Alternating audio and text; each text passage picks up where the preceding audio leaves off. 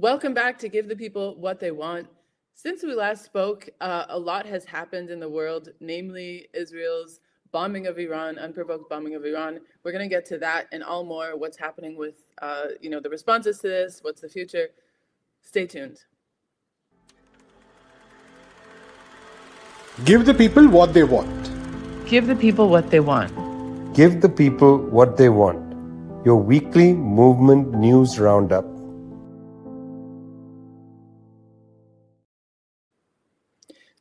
So, Prasanth, since Friday, it feels like the world has completely changed for the worse in a lot of ways. Tell us what's been happening in Iran, in the region. What have the responses been? How are we understanding this moment? Right, Zoe. I think the news has been, of course, all over the place. This is day 6 of the since Israel's completely unprovoked, and at many ways, I don't know if absurd is really the word to use because of the horrible impact it's having on the people of Iran. But the logic around this attack has been especially absurd, even by Israel's standards, even by the standards of Israel, which is conducting a genocide in Gaza, which has killed over 50,000 people. Even by those standards, this has been an incredibly, it's surreal. There's very little way of describing it. We know that Israel launched this attack claiming that it wanted to end the threat posed by Iran's nuclear weapons. Now, there are so many different things to unpack here, starting from the fact that Benjamin Netanyahu has been warning since 1992, if I'm not mistaken, that Iran is a few days or weeks or months away from developing a nuclear bomb, and that has not happened. And that has not happened for very obvious reasons. The fact that the Iranians have decided that they do not want to develop nuclear weapons that is part of their stated policy. The Iranians have signed the non-proliferation treaty. Their facilities have been inspected like perhaps no other country's facilities. And multiple agencies, including the IAEA, have stated that Iran does not have nuclear weapons. The US intelligence agencies together have concluded that Iran is not producing a nuclear weapon. This was declared by Tulsi Gabbard, the director of national intelligence, to the Senate Intelligence Committee as recently as March 2025. That's just a couple of months ago. And she's explicitly said that Iran is not developing those weapons. And now you have the Israelis launching this brutal assault targeted they claim it was about nuclear weapons, etc. But from day one onwards, these assaults have hit residential areas. There have been targeted assassinations of military leaders, of civilian leaders, including those participating in the nuclear talks. These attacks have expanded. There have been attempts to target some of these nuclear facilities also. These attacks are extremely risky, of course, because thankfully there has been no radiation leak or any kind of contamination so far. But nonetheless, it's a very, very dangerous game that Israel is playing for clearly what are geopolitical ends, because as the Israelis have become more and more forthright over the past few days, we have seen them accepting that first the regime change is possibly your option as part of their attack, and now pretty much explicitly saying that regime change is a goal of their operation. And it's incredible that, and I think multiple experts have pointed this out, but it's incredible because this is a repeat of what has been happening over the past 2 years with Palestine, with Libya, with Syria, with Lebanon. It's a repeat of what happened in Libya, and it's a repeat of what happened in Iraq over 20 years ago. The exact same playbook, so to speak. The exact same kind of claims, just shortened into a few weeks, a few days. At least as someone pointed out, they took 1 year maybe to build fake opinion and build those lies as part of their Iraq dossier. This time they're not even bothering to do that.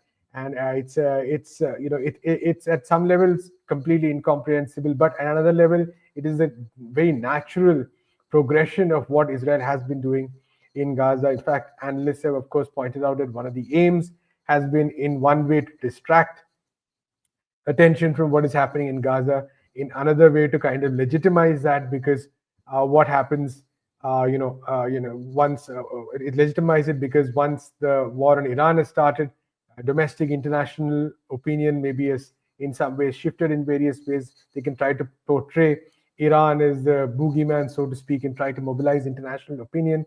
The third aspect, of course, is the fact that this is an attempt to kind of take that war further and establish Israel's geopolitical goals, which is complete chaos, complete domination of the region. And clearly, the United States is very much a part of it. Zoe, take us to some of those aspects, because I think it's completely wrong to see this as an Israeli war. This is as much a US war as an Israeli war as well. And I think the statements have been making it very clear. So take us to what's happening over there with respect to the war.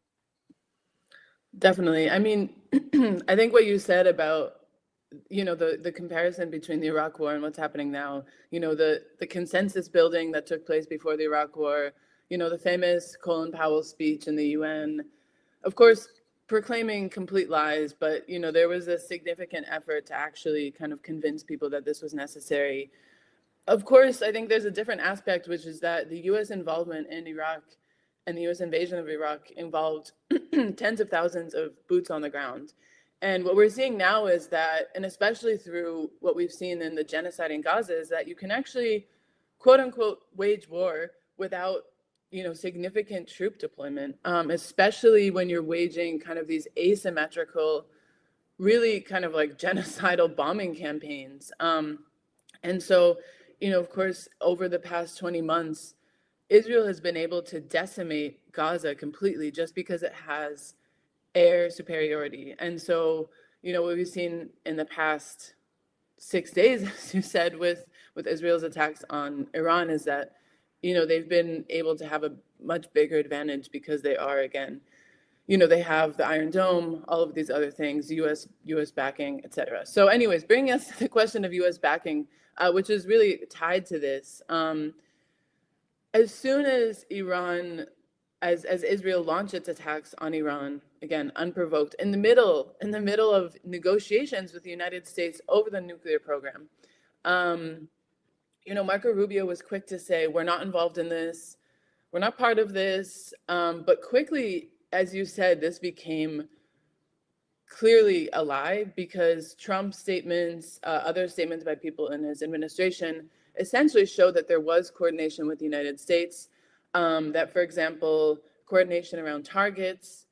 There was news leaked that, Netanyahu wanted to target the supreme leader in Iran. Trump said no. So obviously that means that they're giving the okay on other targets. And then Trump, of course, revealed his own contradiction by posting constantly on Truth Social by saying, I told Iran that this was the end of the timeline for the negotiations, full surrender, saying all of these threats on his own social media while Israel is bombing Iran. So what does that say? Of course, there's complete coordination. And then in recent days, there has been this kind of direct threat of US involvement, of using a bunker buster bomb, which we saw used, of course, in Beirut to kill Hezbollah Secretary General Nasrallah. And essentially the US is in this kind of back and forth, will we, won't we? Trump actually said yesterday, who knows what I'll do? Like, I could do anything. Really showing that, rationality and sanity is actually not a factor. It's not a factor if this is a good political calculation. It's clearly not, even domestically for Trump. There's mass opposition, of course, by the Democrats who are, now opposing Trump at every move. But even within the Republican and then the MAGA camp, prominent MAGA personalities have actually come out and said bombing Iran is a mistake. Even very conservative, extremely conservative talking head Charlie Kirk did like a 6-minute video on his social media platform, which again has millions of followers, saying that the US has attempted regime change in Iran and it has never worked. Kind of crazy language for someone who, is completely conservative and calls for women to not even go to university, et cetera, et cetera. But so we're seeing that this actually is not a popular opinion domestically within his own camp. But again, he's continuing to threaten this. There have been multiple headlines suggesting that he's seriously considering it, talking to the War Cabinet about it, asking whether the bunker buster bomb will work, will it be effective. But as you said, Prasanth, regime change driven by the US never solves the problem that they allegedly want to solve. and that Israel is never going to be a dominant hegemonic force in a region that it is not native to. There will never be Israel controlling West Asia because it is, existentially against all of its people. So whatever the US decides, whether Israel continues to bomb Iran, it is not going to achieve hegemony, it is not going to achieve their dominance, and it's going to backfire. So, we're watching very closely, really hoping that Trump does not make this extremely irrational calculation, but it does seem very tenuous. Right, Zoe. Also, I think important to talk about Palestine as well at this point, because like we discussed, it has been very, you can't really see the Israeli attack on Iran in separation or in exclusion from the Israeli continuing offensive on Palestine. So do take us through what's happening there as well. Yeah, well, again, as you said, it has been this sort of distraction in a way. Massacres have been continuing, especially at these aid sites, at this Gaza Humanitarian Fund, which is a complete farce. Attacks on hospitals have been continuing. I mean, in a lot of ways, Israel carrying out this genocidal war on the people of Gaza for these past 20 months has also been consensus building in itself, because 20 months of bombing hospitals, 20 months of bombing aid seekers, of shooting them down, essentially means you have a free card to do basically whatever you want, even if that's bombing another sovereign nation over false claims, making threats to basically every single country in the region, bombing every other, all of your neighbors. This is acceptable when you've basically been genociding an entire population. And so these attacks continue. It seemed like maybe a month ago, ceasefire was maybe a possibility. They were moving closer. Steve Witkoff made all of these grand promises. And now we're basically back to square one. Not only is aid not coming in, but people who are trying to get aid through this kind of farcical mechanism are being massacred. So we're in almost a worse position than before. And attacks are continuing on the West Bank. People who were released during the prisoner swap agreement have now been recaptured, rearrested. For example, the doctor who was arrested in December in this really, heroic way, really tragic way, he's still, of course, in Israeli custody. Thousands of people continuing to be tortured, kept away from their family members. Of course, the release of the members of the Freedom Flotilla revealed a lot about, these claims by Palestinian human rights organizations that Israeli prison authorities have been torturing Palestinian prisoners for these past 20 months. I mean, even these international volunteers were subjected to some of that, placed in solitary confinement, placed in these unsanitary conditions, tortured. All of these claims that people have been making for the past 20 months have even been happening to people who are not Palestinian. So it's really a scary moment because all of these violations continue to be happening.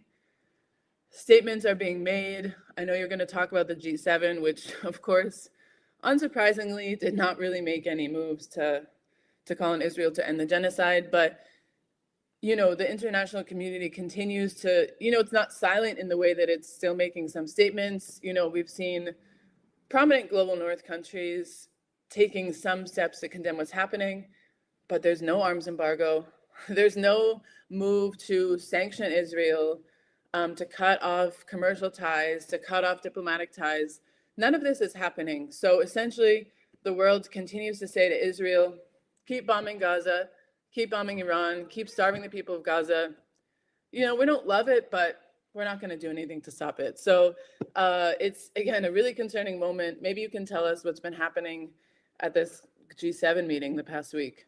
Right. Actually, it's a perfect that's a perfect summary of what happened at the G7 summit. Also preceded and followed by some utterly, actually at this point you can't call it astonishing anymore, but just utterly absurd. Again, sorry, I keep using the word absurd, but statements like by Friedrich Merz, the Chancellor of Germany, who said something about Israel doing the dirty work, Ursula von der Leyen, the president of the European Commission, who was actually able to say that Iran is the source of instability in the region. That those are her actual comments, and these comments were made after Israel launched the attack. And if you look at what happened in the G7 meeting, it really kind of, I think, showed the utter bankruptcy of that forum, because you had these countries which claim to be economically developed, which claim to be liberal democracies, all sort of coming together and not being able to, even not being able to stand for liberalism or democracy even one bit. And that actually pretty much shows that all these claims were completely false from the beginning, because that's where all these claims of being liberal democracies are really tested. And they were not able to come up with a communique because the trade war has broken out. They were not able to condemn Israel, like you said, for Gaza. Their comments on Iran were like so dilute, watered down, it was essentially meaningless. And it's important to know that these are not a group of countries who have no real power. These are the most powerful, some of the most powerful countries in the world in terms of economy, in terms of military strength, and they are continuing to arm and supply Israel, like you pointed out. So, in the face of one of the most unprovoked, one of the most blatant acts of aggression in history, these leaders gathered together and basically pretended that everything was going on pretty much as usual. Some minor irritants here and there against which we issue statements, and then talking about very bureaucratic, very not being able to meaningfully address the climate issue, not being able to meaningfully address war, not being able to address hunger, poverty, any of the pressing issues faced by the people of the global south, and instead just indulging in bromide. So I think pretty much it's also an acknowledgement. I mean, they did not acknowledge it, but it's a reflection of the fact that really the center of gravity has shifted, as they say. It's really in the global south that the important stuff is happening, that economic production is happening, that new alliances are being built, that whether it be what is happening, the economic development that's happening in China and India, whether it be the sort of anti-imperialist sentiment that is taking place, that is rising in the Sahel region and across the whole of Africa, in fact, whether it be attempts in Latin America to sort of for countries to work together in the form of new blocs, whether it be international alliances which are taking shape, which are trying to take shape. All these kind of developments are taking place in the global south. All the global north can offer us is G7 and NATO at this point. And both of these are actually the right hand and the left hand, and both of them are completely pointless at this point of time, at this stage. And I think that state, and Trump left one day early. There are no real reason. And I think basically what came out of this meeting was a lot of memes. Right? That's really all the G7 has been. It's basically a big meme at this point. Just that, unfortunately, the people in this meme have the power to kill tens of thousands of people or stand by where tens of thousands of people are being killed.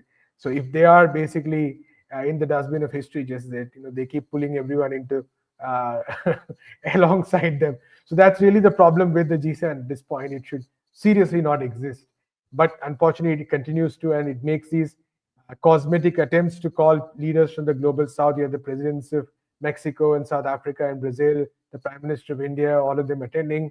But really the question is that what do the leaders of the G7 have to offer these countries except war and sanctions and pain and any attempt at striking back, so or doing something different. So I think you're going to talk about NATO next. So the same questions are going to be before NATO also, just that it's way more dangerous over there. So take us through what's happening. Well, I think you make a very interesting point, Prasanth, which is that while, as you said, there's, the focus of the world and really the main economic activity, interesting partnerships around trade, technological advancements is really happening in the global south, really interesting partnerships that China launched in the past week, taking tariffs off of all African goods, the Central Asia Summit that it held in Astana, really interesting cooperation being built in the global south. It's the center of this kind of beating heart. But at the same time, as you said, this G7 group, NATO, despite the fact that they're, being in the dustbin of history, they still have this, massive military might. And as long as they have that, all of these initiatives that are being taken by the global South are still subordinate to their will, and are still kind of chokeholded, because they can't advance past a certain stage. Iran is a key player in a lot of these partnerships and a lot of these agreements. Iran was the country that kind of saved and gave a really important kind of life float to Venezuela when it was suffering under the US sanctions. And now Iran is being bombed. And so as long as this military power, as long as NATO exists, as long as the US, spends, and its allies spends 70% of global spending on the military, they're always going to be able to kind of undermine these global partnerships. And I think NATO, as you said, is the perfect kind of example of this. It is an alliance that was created following World War II, and just an attempt to really cement the predominance and the power of the United States, and cement these partnerships, of course, in Europe, subordinate these partners. And we've seen this through the past years with the war in Ukraine. Europe has shot itself in the foot because it belongs to the NATO alliance. So it had to cut off trade ties with Russia, break all of these natural partnerships within its own region, increase their military spending to appease the United States, just because it's part of this alliance.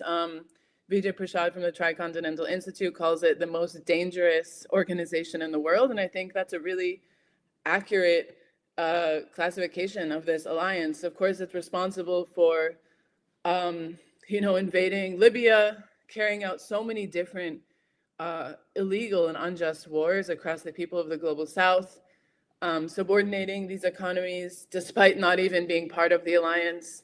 It has its global partners in the global South. And so, this meeting that's going to be held next week, I think it is, next week in The Hague, of all places, the home of the ICC, is kind of a slap in the face saying, you are attempting to prosecute war criminals, but we're going to hold the summit of the war criminals right in your city, because, at the end of the day, the military alliance is way more powerful than any international court that's trying to bring justice to people. So it's going to be held in The Hague, and there's going to be a lot of kind of people summits, counter summits to the NATO events. This is extremely important. We saw right after the war in Ukraine broke out that there was this kind of consensus building over the necessity of NATO. And it was this really dystopian moment, because this alliance that's been responsible for so much death, so much destruction, all of a sudden it was becoming mainstream in liberal centers to say, you know what, NATO is important because that, the attack on the one is an attack on all. We need that, it's so important. But really at the end of the day, and after 2 years into this war, it's very clear that this is an alliance that's focused on building consensus for war, warmongering, and really turning the focus away from building a world of peace and a world of meeting people's needs to a world of war and a war economy, to investing more in weapons manufacturing. All of this is like really instigated and stimulated by NATO. And so in The Hague, there's going to be, massive demonstration taking place on Sunday. On Monday and Tuesday, there's going to be a summit held in Brussels. Really, really important progressive organizations from across Europe coming together. Europe in the past couple of years has been suffering this cost of living crisis in a lot of ways, provoked by the European government's subservience to the US agenda, their demand to really, for example, cut off gas imports to their countries from Russia, increasing costs. So, they're understanding this, money for people's needs, not for the war machine. So it's going to be a really interesting weekend, protesting NATO, protesting this kind of US imposed agenda of NATO. So following that, tell us what's happening, Prashant, in another part of the world, more protests against, in a lot of ways, a US imposed neoliberal agenda in Africa. Right. This, of course, has to do like you said, there are many layers to it. One of them is very closely associated with the agenda imposed by Western institutions. Although the causes, the cause of this, or the incident that sparked this round of immediate protests is very local. It's basically the death or the murder, custodial murder of a blogger, a former school teacher named Albert Ojwang in Kenya. And it's a very heartrending story because he was, I believe, having dinner with his family, if I'm not mistaken, when he was arrested and taken to jail. And the next morning, his father was told that he had apparently beat himself, hit his he hit his head on the wall and died or something of that sort. A completely patently absurd story. And this led to a mass upsurge in Kenya because Kenyans are really very familiar with police brutality of this sort. Now, there are two or three important things to remember. One is the fact that Albert was arrested because of apparently some of his works against the deputy chief of police in the country, and that is why he was arrested in the first place. But these kind of killings have become very commonplace in Kenya. Apparently, in the past 4 months, at least 20 people have gone missing, if I'm not mistaken. Last year, 160 enforced disappearances or extrajudicial killings taking place. And I think the people in Kenya really saw a kind of pattern that has really begun to happen over the past 2 or 3 years. We saw that in 2023 when Kenyans protested en masse against the IMF approved and endorsed bill. There was, again, violence by the police. Last year, another finance bill introduced by the William Ruto government, massive protests led to, I believe, at least 60 people, 60 known deaths among protesters. Many more people are missing, not accounted for to this day.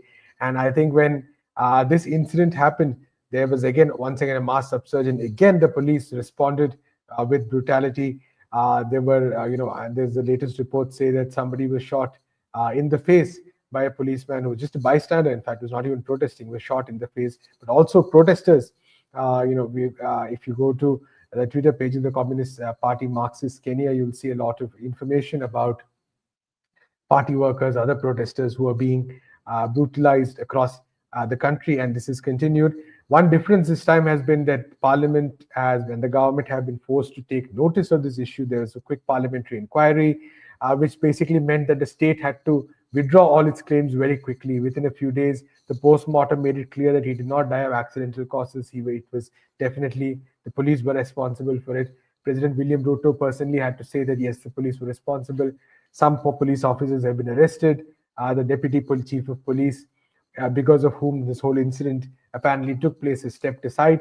But I think these are still cosmetic issues because there are two levels here. One is the fact that there is no systemic accountability for the kind of violence police are unleashing in Kenya, despite the fact that William Ruto had promised this would not happen. And point number two, also the fact that the fundamental economic crisis there, which is also leading to this amount of dissatisfaction, has not been addressed. Instead, Ruto keeps going back to the completely discredited IMF policies, which means that more of these protests are likely to happen and the violence is likely to go more. So very important to watch out what is happening in Kenya because there's been a consistent people's mobilization against the Ruto administration. Yeah, it's really inspiring to see these protests in Kenya, a place that has been, as you said, kind of over the past several years, a center of anti-neoliberal protests against police violence. A lot of this activity has been happening. It's really, again, it gives this inspiration. Of course, people facing heavy repression, stigmatization by, elected officials. So it's really impressive to see. I think that brings us to the end of the show today. Lots is happening in the world. We're on the brink of a fresh war that really could go one of two ways. It could de-escalate through negotiations, which is, of course, the outcome we hope for. There's a possibility that the U.S. intervenes and expands this conflict to something even greater, with more involvement. Again, it's one of those situations where it's really hard to tell what is the next step. But of course, we hope, as we always hope on this show, that it is a path of peace, that less lives are lost in this kind of atrocious and heartbreaking war on the people of Iran. And we're going to be following that, of course, at People's Dispatch. So keep following us on social media, on all platforms. We'll be back with you next week, hopefully with better news, hopefully with de-escalation. But we'll be following it at the website. So follow it, peoplesdispatch.org. And thanks for tuning in.